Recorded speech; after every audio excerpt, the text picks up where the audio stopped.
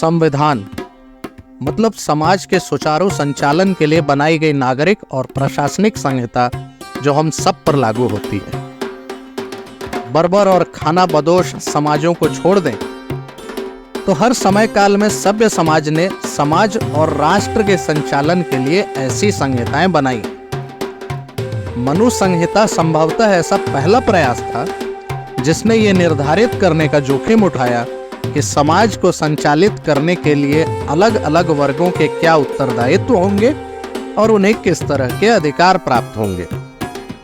Islamic अतिक्रमण के पहले के ईरान का ज़ेंद अवेस्ता और बेबीलोनिया के हम्मुराबी की विधि संहिता भी अपने अपने दौर के संविधान जैसी ही थी। मनु संहिता पर जमकर ये आरोप लगते हैं कि इस संहिता ने जन्म के आधार पर भारतीय समाज को वर्गीकृत करने और समाज में ऊंच नीच के बीज रोपने का काम किया।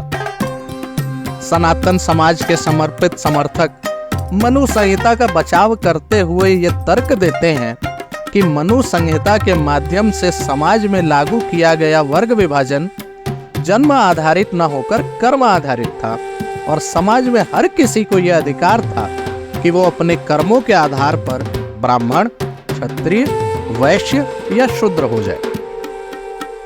आप अपनी विचारधारा के आधार पर किसी भी पक्ष को सत्य या असत्य ठहरा सकते हैं, पर इस तथ्य को नहीं नकार सकते कि सामाजिक, आर्थिक और प्रशासनिक व्यवस्थाओं को सुचारू रूप से संचालित रखने के लिए एक आदर्श नियमावली बनाने का अनुपम प्रयास थी मनु संहिता। किसी भी देश के संविधान रचयिता को उस देश का भाग्य विधाता कहना अनुचित न होगा। महाराज मनु अगर उस दौर के भारत भाग्य विधाता थे तो आजाद भारत में यह सम्मान बाबा साहेब अम्बेडकर को प्राप्त है। जन्म के आधार पर समाज को वर्गीकृत करने का लांछन लगाकर मनु स्मृति को अग्नि के हवाले कर देने वाले बाबा साहेब को समाज के संचालन के लिए संविधान रचने का अवसर मिला तो उन्होंने क्या किया? संविधान के नाम पर जन्म आधारित भेदभाव को कानूनी अमली जामा पहनाने वाला दस्तावेज लिख दिया उन्होंने। आजादी के बाद के भारत में हर जन्म लेने वाले बच्चे के जन्म के साथ ही ये तय हो जाता है कि वो अगड़ा होगा या पिछड़ा। ये बाबा साहेब के हम संविधान के ही बदौलत।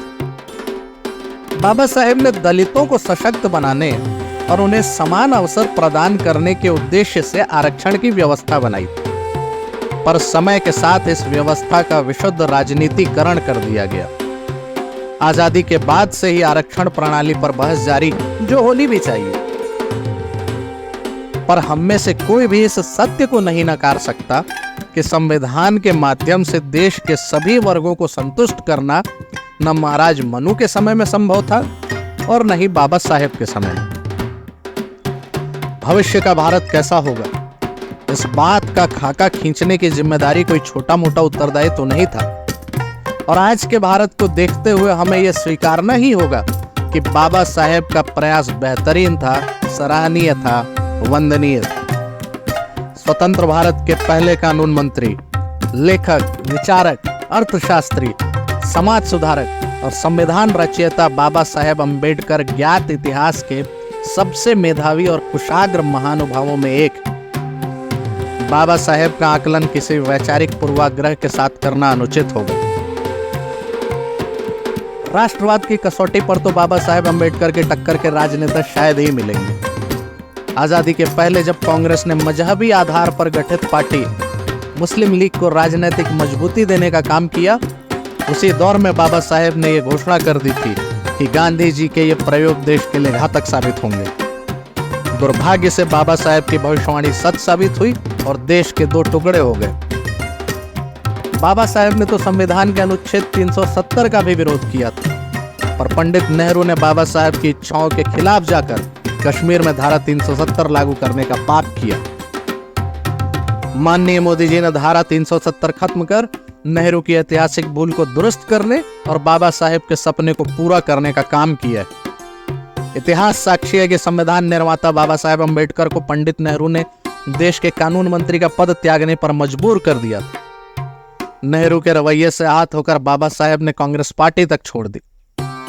इतिहास में यह भी दर्ज है कि देश के संविधान निर्माता को सांसद बनने से रोकने के लिए कांग्रेस ने न केवल बंबई सीट पर उनके खिलाफ मजबूत उम्मीदवार खड़ा किया, बल्कि बाबा साहेब की हार सुनिश्चित करने के लिए खुद नेहरू ने वहां चुनाव प्रचार की बागडोर थाम ली थी।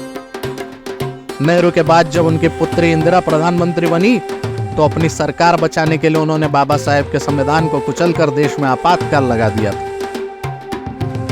यह देश का दुर्भाग्य रहा कि आजादी के बाद कई दशकों तक देश में ऐसी सरकारें रही जिन्होंने संविधान निर्माता बाबा साहेब अम्बेडकर जी के योगदान की हमेशा उपेक्षा की। कांग्रेस जीवन भर बाबा साहेब अम्बेडकर को अपमानित करती रही और वोट के लिए आज उनका फोटो लगाकर घूमती।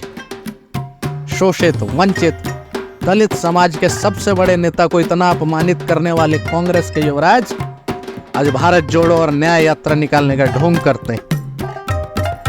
आजादी के बाद से ही कांग्रेस पार्टी का एक ही एजेंडा रहा है, सिर्फ एक परिवार का गौरवगान।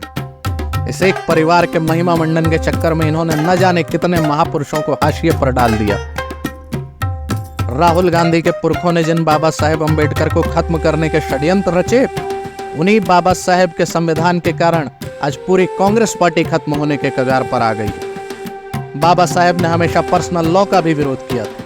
वो देश में समान नागरिक संहिता लागू करना चाहते थे। मुझे पूर्ण विश्वास है कि अपने तीसरे कार्यकाल में मोदी जी बाबा साहेब के इस सपने को भी पूरा करने का काम करेंगे।